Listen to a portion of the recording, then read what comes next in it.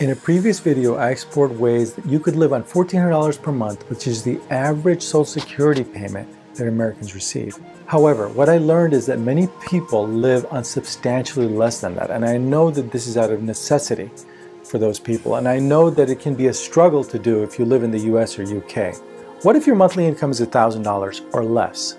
Is it possible to live comfortably in this case?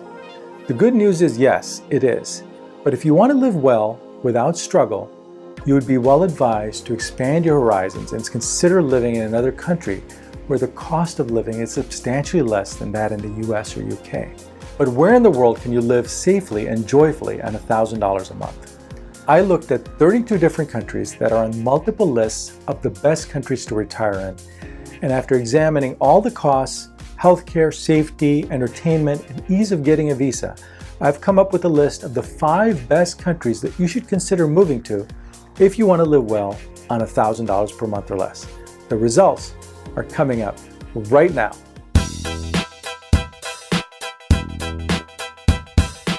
I know that many Americans have never even left their own state, let alone the country.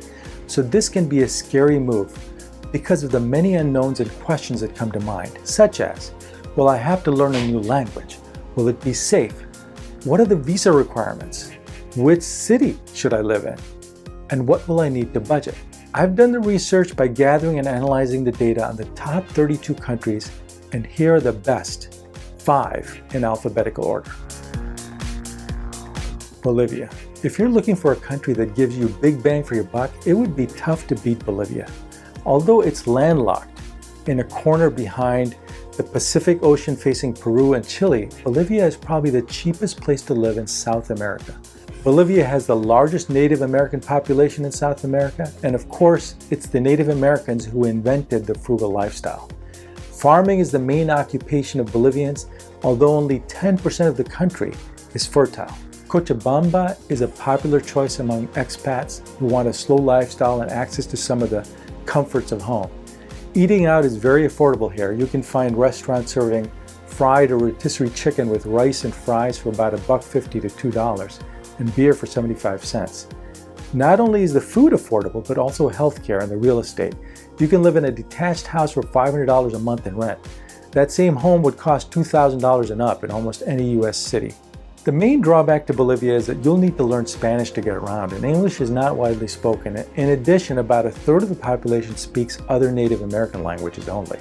To retire here, you'll need to apply for something called a specific purpose visa and have to pony up $160 for this to the government. They also require a letter stating your intentions, proof of your financial situations, and a police record check. You can usually renew this visa every 2 or 5 years depending on the type. Here's a realistic outline of your Bolivian budget, and this even includes entertainment.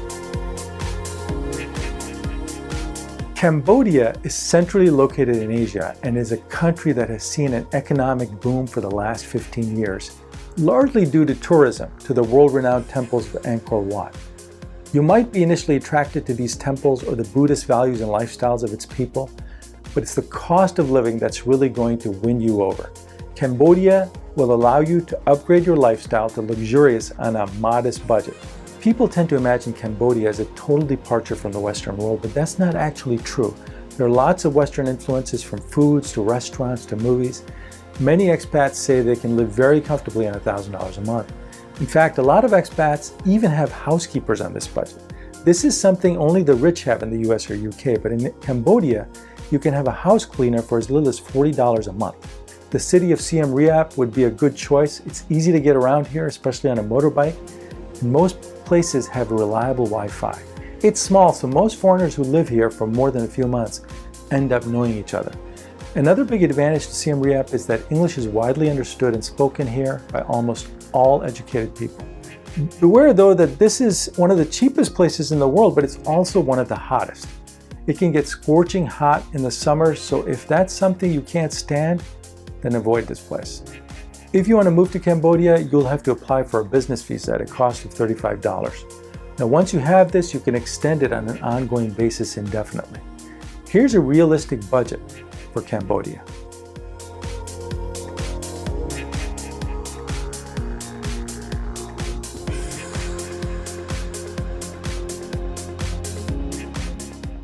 Nicaragua is the largest nation in land size in Central America, but until recently, its neighbors, Costa Rica and Guatemala, had been the more popular choice for expats. Not anymore though, because although Nicaragua remains poor, there have been big improvements in infrastructure. There's now great health care, little traffic, warm people, and a low cost of living. A single person can easily live here around $1,000 a month, and a couple could comfortably live here for $1,500 a month. Nicaragua has beaches, colonial towns, jungles, and bustling city centers, pretty much anything for anybody. If you're a surfer, you'll have some of the best waves in the world. If you're looking for somewhere to live in the Americas on a budget for a good quality of life, you're not going to do much better than Nicaragua. One of the drawbacks is that it's going to be helpful for you to learn Spanish, but many expats prefer to live in Grenada or San Juan del Sur, where locals speak some English. One of the big advantages of Nicaragua is that if you want to move here, the government offers you incentives. So as a retiree, any money earned outside of Nicaragua is tax-free. And you can get a residency visa for 5 years with the ability to renew, so there's no checking in required every month. Here's a realistic budget for Nicaragua.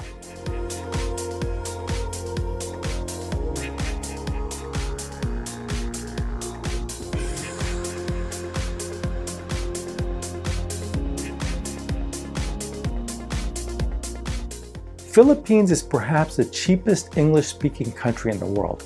English is widely spoken and understood here, so it's great for those that don't want to learn a new language. The capital, Manila, is one of the biggest and most traffic-choked cities in the world, so it may be a part of the country you want to avoid. However, there are a lot of smaller and more pleasant cities you could move to. You've got plenty of beautiful islands to choose from. Tagaytay is one of the most popular tourist destinations in the Philippines, and actually, it's not so expensive to live there. With its great scenery, friendly locals, beautiful Taal Lake, you can live in a spot where vacationers go. Compared to other cities and towns in the Philippines, Tagaytay is going to be one of the more expensive places, but it's still affordable. If you want to move here, you'll have to get something called a Special Resident Retiree Visa, or SRRV. To get this, if you're 50 or older, they require a deposit of $10,000 in a Philippine bank. But that money can be used towards an apartment with a minimum price of $50,000. And you have to show that you have a monthly pension of at least $1,000. But this visa will allow you to stay as long as you want and travel in and out of the country freely. Here's a realistic budget for the Philippines.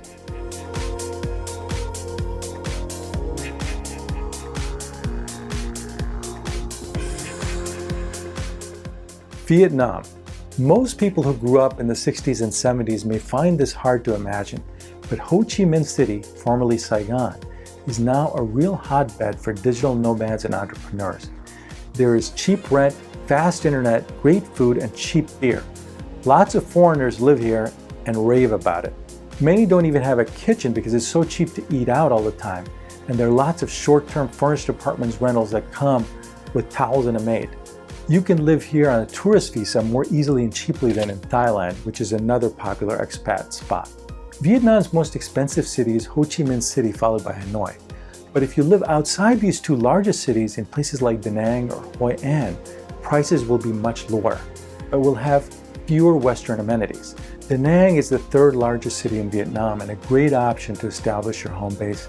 Da Nang's location is also part of its appeal because it's equidistant between Hanoi and Ho Chi Minh City. And it is the designated tourism jewel of Vietnam with several UNESCO World Heritage Sites nearby. Another advantage with Vietnam is that while English is not the official language, it is spoken and understood by most residents. Healthcare is an area of concern. Vietnamese healthcare is good, but for basic needs only. The country doesn't score high for specialized care or surgeries, so that's something to consider. If you want to move here, Vietnam doesn't have a retirement visa, but US citizens can get a 1-year multiple entry visa that will have to be renewed. The big drawback is that it requires you to leave the country every 90 days. Most foreigners who live here take a trip abroad every 90 days called a visa run before their current visa expires, and you can make an unlimited number of visa runs. And several budget carriers offer flights to popular spots like Hong Kong and Kuala Lumpur just for this purpose. Here's a realistic budget for Vietnam.